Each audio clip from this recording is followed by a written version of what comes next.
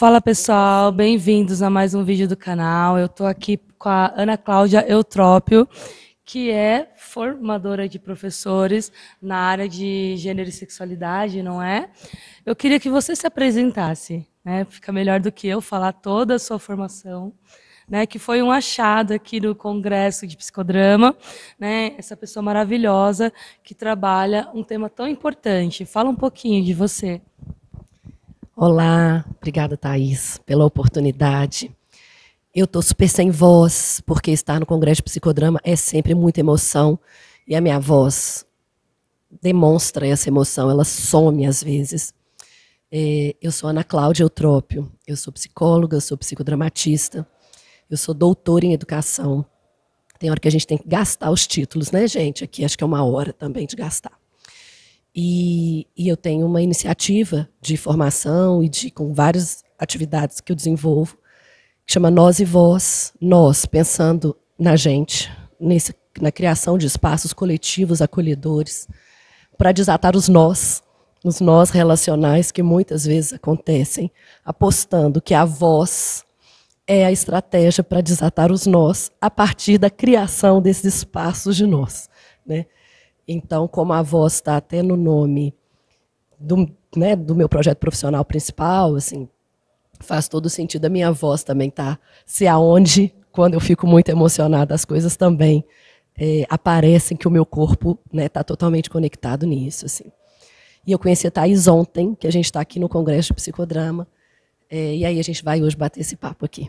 O bacana é que tudo que ela estava falando ontem veio ao encontro de tudo que eu também estava buscando, né? Que é essa coisa de poder conversar sobre temas que são extremamente necessários, que é a questão do respeito, né, entre todos, né, mas a gente fala dos adolescentes porque eu trabalho muito com adolescente, que é a questão de respeitar a orientação sexual do outro, a questão da menina, né, essa questão do respeito, né, que antes de eu ser um corpo, eu sou uma pessoa, né? E aí, qual seria essa importância? Né? Claro que eu já estou praticamente dando a resposta, mas a importância dessa educação sexual, né?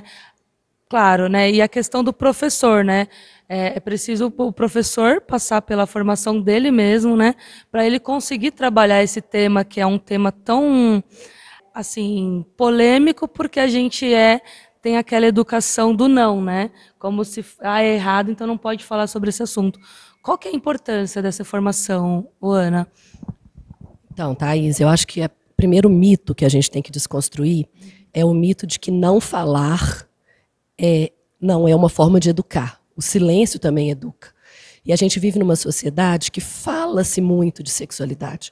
A sexualidade estão nas músicas, estão nas piadas, estão nos programas de televisão, estão nas nossas interações, em todas as brincadeirinhas, estão nas nossas relações sociais. Então, a sexualidade está no mundo. O que a gente tem que ter clareza é de que jovens, crianças, adultos, idosos, todas as pessoas estão o tempo inteiro repensando e se pensando e criando hipóteses em relação à sexualidade.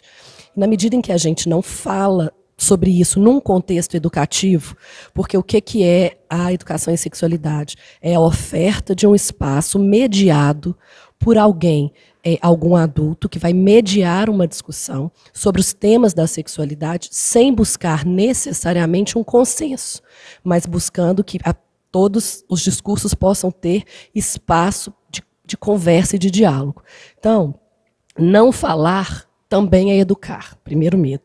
Segundo mito, que a gente precisa desconstruir, é fazer educação em sexualidade não é falar de sexo, porque a gente não entende, isso é uma necessidade, a gente precisa de ampliar o nosso conceito de sexualidade. Quando a gente vai para a escola, o povo fala assim, mas você vai falar de sexo? Eu falo assim, eu não.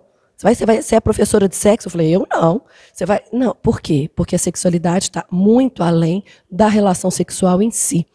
A sexualidade tem a ver com o conhecimento do próprio corpo, tem a ver com a percepção dos sentimentos, tem a ver com a problematização das letras das músicas, tem a ver com a percepção das relações de poder e de desigualdade que existem na nossa sociedade em relação aos vários corpos. Então, a primeira coisa, a gente precisa de ampliar o conceito de sexualidade e entender que uma educação em sexualidade responsável é uma educação em sexualidade que está ligada na necessidade de abertura desses espaços. E a escola, né, A escola é o lugar onde a diversidade dos discursos sociais pode acontecer. A família, né, todos nós estamos aqui no Congresso de Psicodrama, quer dizer, a família é nosso primeiro grupo social, é onde a gente tem as nossas primeiras referências. A escola é o segundo, é onde a gente vai, né, para ter grupo de pares, para a gente perceber que, além daquilo que a gente recebeu na família, existem outras coisas, não necessariamente para a gente fazer uma ruptura com o que a gente escutou na família, mas para a gente perceber que existem várias coisas. E à medida em que a gente vai se desenvolvendo, vai crescendo, vai virando adulto, a gente tem a opção de também perceber assim, bom, aquelas coisas que eu aprendi na minha família, essa parte aqui eu acho que foi bem legal para mim, quero levar comigo. Essa parte que não foi tão legal, quero deixar. E aí, a vida em sociedade é uma vida que ela precisa da diversidade de ideias, que ela precisa dessas possibilidades, da gente escutar experiências que são diferentes da nossa, e que a gente aprenda nesse encontro com a alteridade a respeitar, a entender que o outro não precisa ser como eu. O outro é um outro. E agora, ele é tão humano quanto eu. E na medida em que eu reconheço a semelhança na humanidade do outro, eu tenho possibilidade de respeitá-lo. Mas se eu estou fechado só no meu jeito, eu tenho muita dificuldade de reconhecer o outro como humano e semelhante. E a educação em sexualidade ela pode ser um espaço para que essas diferentes experiências sejam relatadas e que a pessoa amplie um pouco seu olhar, né? Então, é um pouco essa necessidade que a gente tem de contemplar os temas de gênero e sexualidade nos contextos educativos formais. Claro que a gente tem outros contextos educativos, e aí a gente pode pensar nas políticas de assistência social, a gente pode pensar nos grupos comunitários, nos grupos de esporte. Eu não estou dizendo que o único contexto educativo é a escola, mas a escola é um lugar privilegiado na medida em que é aonde todo mundo é obrigado a ir, né? A escola, obrigado e é um direito.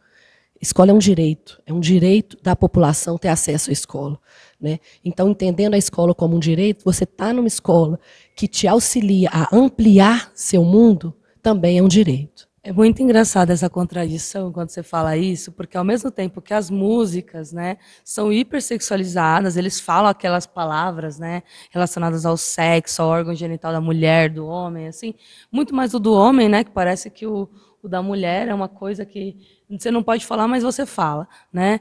E quando você vai falar assim, não, vamos conversar sobre isso, é um tema proibido. As pessoas demonizam você falar isso na escola, mas quando aparece uma menina grávida, aí essa menina ela é demonizada, assim, né? E aí, assim, você falou da menina grávida ontem, né? Falar de gravidez na adolescência, a importância, né? E por quais temas perpassa essa gravidez na adolescência? Acho que o tema da gravidez na adolescência é um tema muito importante, assim, da gente pensar, e acho que ele tem vários aspectos e nuances para a gente discutir, né? Acho que tem um braço assim, dessa discussão, que é a discussão de que eu não gosto de usar o termo gravidez precoce, porque eu acho que precoce depende da sua trajetória. Para algumas trajetórias, uma gravidez aos 30 anos pode ser precoce. Mas claro que na nossa norma social e no contexto que a gente vive atualmente, em que há uma inserção profissional mais bem remunerada, na medida em que você tem maior escolarização, a expectativa social de que as pessoas completem o ensino médio é muitas vezes uma gravidez antes de completar o ensino médio e, claro, dependendo das oportunidades que existem, que você possa fazer ainda o ensino universitário, há uma percepção social dentro do nosso sistema que uma gravidez antes de completar a sua escolarização é uma gravidez que está num momento da vida inadequado. Então, por isso, quando a gente discute gravidez na adolescência, a gente vai pensar assim, é preciso fortalecer as políticas de proteção. E as políticas de proteção, elas passam, sim, por clareza da escolarização. Sabe o que eu costumo falar? Uma boa política de enfrentamento à gravidez na adolescência foi, sabe o quê? ProUni. ampliou o acesso à universidade, porque na medida em que você tem um projeto de vida, na medida em que você tem um projeto de futuro, é possível você adotar comportamentos individuais de autocuidado.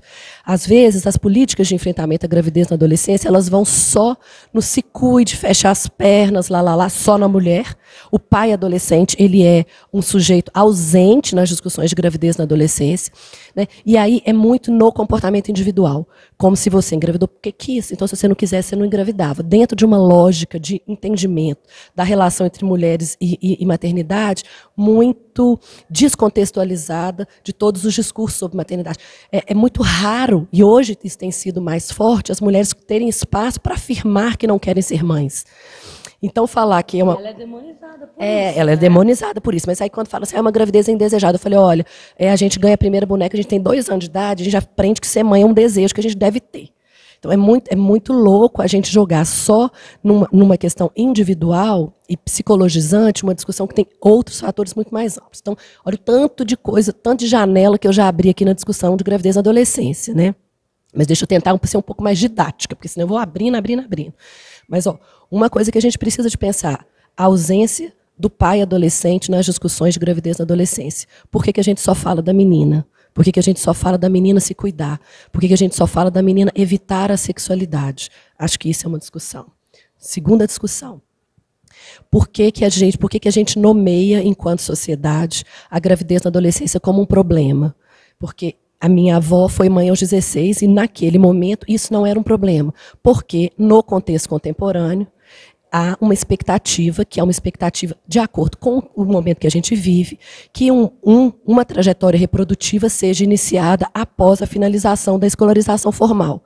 Na medida em que você está num momento em que você tem a oportunidade de ter acesso ao ensino universitário, então adia-se ainda mais a trajetória reprodutiva. Então, a compreensão da gravidez na adolescência como um problema, ela é de acordo com o contexto histórico e cultural. Em alguns outros momentos históricos, não era considerado um problema você ser mãe aos 14. Então, com isso também a gente desconstrói um pouco uma discussão extremamente biologizante. A gente tem que pensar, em cada contexto histórico, qual a trajetória reprodutiva que é considerada adequada, né? Então, essa é a segunda coisa para a gente desconstruir. Terceira coisa que eu acho que a gente precisa de pensar. Uma vez que engravidou, qual vai ser a rede de apoio que é preciso ser montada por políticas públicas de assistência, de saúde e de educação, para que essa mãe adolescente tenha suporte para não interromper sua trajetória educativa. A vulnerabilização das meninas mães, na medida em que, ao engravidar na adolescência, elas são excluídas da escola, e essa exclusão escolar vai, muitas vezes, precarizar a sua inserção no mundo do trabalho, gerando uma reprodução do ciclo da pobreza. Então, essa criança que nasce numa mãe adolescente, que vai ter sua trajetória escolar prejudicada por essa gravidez, porque não há uma rede de apoio nas escolas, não há uma política de assistência social, muitas vezes, adequada para o suporte a essa mãe adolescente. Por que não há? Porque há um mito construído de que você vai estar estimulando, as outras vão achar que é muito fácil, e não sei o quê, não sei o quê. Em nome desse mito, você acaba fragilizando aquela mãe adolescente e aquela criança e perpetuando um ciclo de pobreza. Então, esse é um outro ponto. Tem mais um só, eu vou te passar o microfone. Eu prometo. Não, mas tá ótimo. E o outro ponto são as políticas de prevenção e de acesso aos direitos sexuais e reprodutivos, para você ter acesso a métodos contraceptivos, acesso à educação em sexualidade, para que você tenha um controle sobre o seu corpo, para que você engravide se quiser e quando quiser. Então, é muito fácil falar engravidou porque quis, num país em que a gente não está podendo discutir sexualidade, em que ir na unidade de saúde no bairro vira um furdunço. Ah, sua filha está indo lá, hein? Não, deve estar transando. A camisinha, né? A camisinha é uma coisa que está ali na estação de trem, mas da mesma forma que as pessoas demonizam qualquer coisa relacionada a sexo na escola, né, educação sexual, conversa, as pessoas demonizam. Então imagina a coragem que a menina tem que ter para ir num posto de saúde e pegar uma camisinha. Você tem uma noção disso, né? Eu estava pensando assim, pessoal, toda vez que você vai falar de educação sexual, o pessoal já fala logo, por isso que essas meninas estão engravidando aí você fica pensando, pô, olha as músicas que estão aí, né? né? Se a educação sexual, você não precisa falar de sexo, mas você vai trazer as pessoas à reflexão.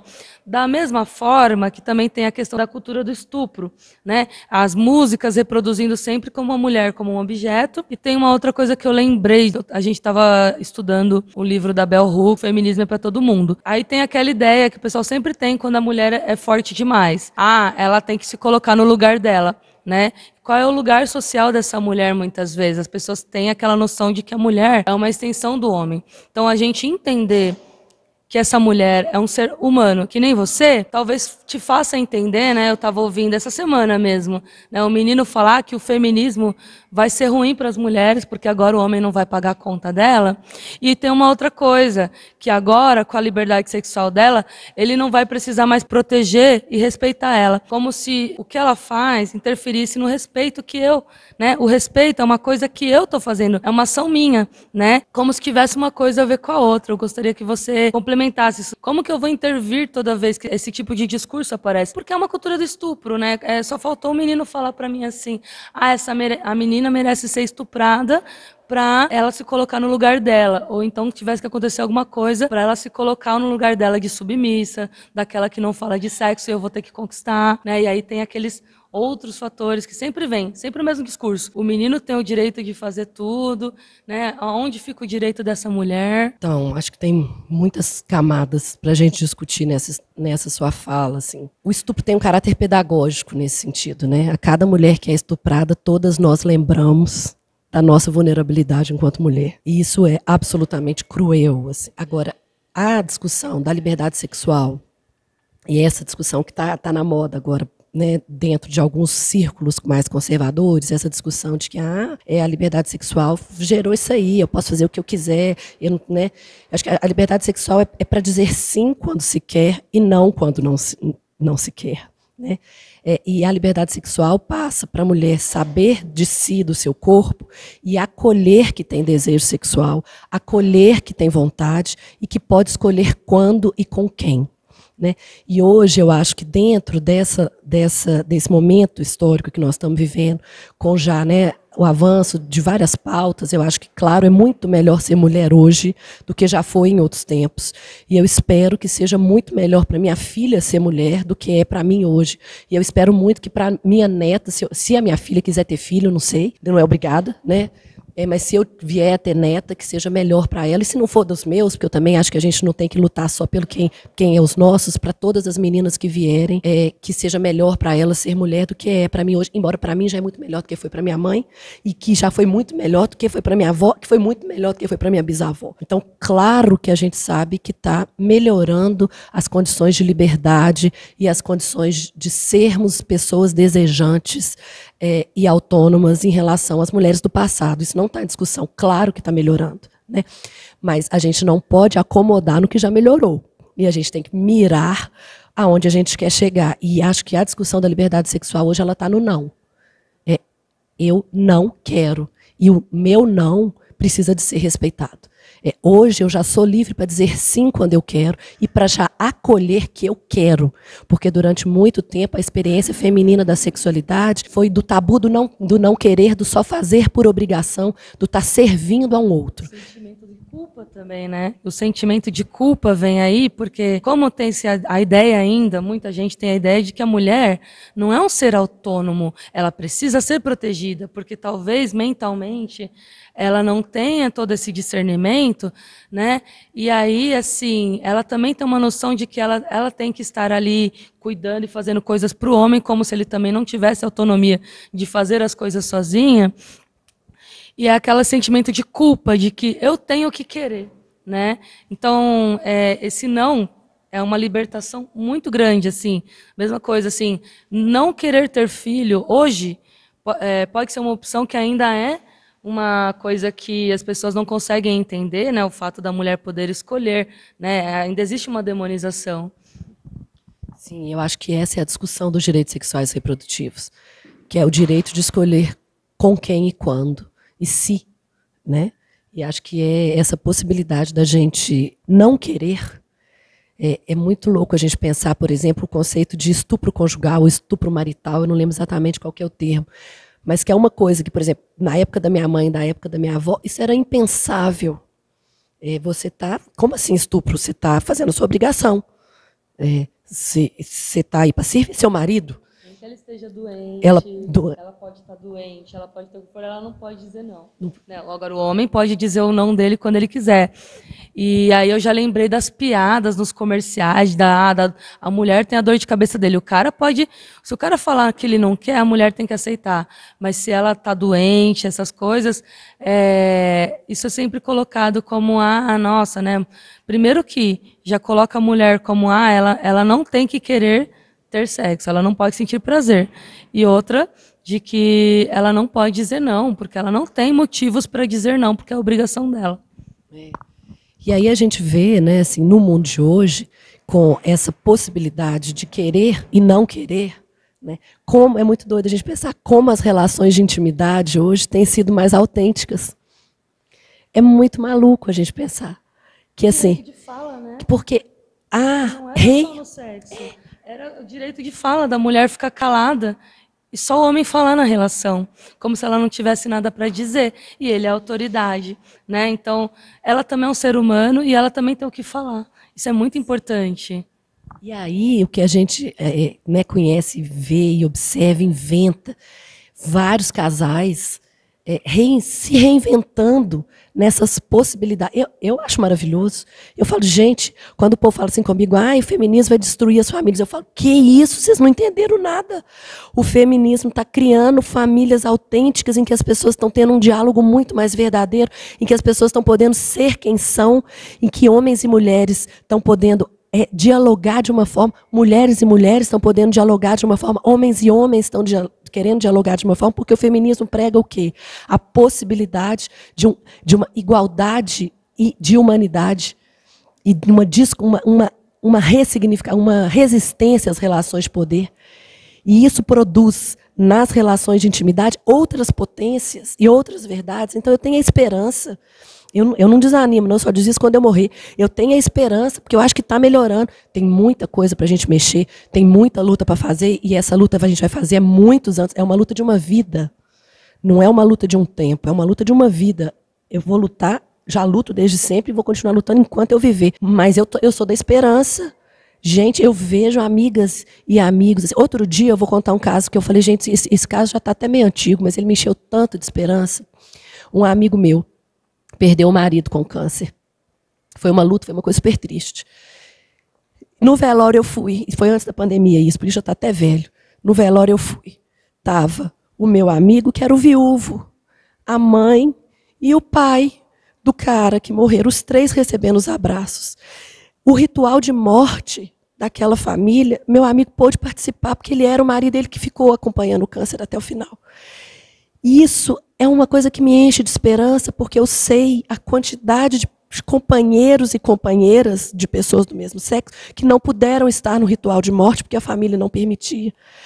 Então, ter a presença disso nos rituais de morte, para mim, eu falo, gente, olha, a esperança, o mundo está mudando. E essa experiência, para mim, foi muito forte, porque o mundo está mudando.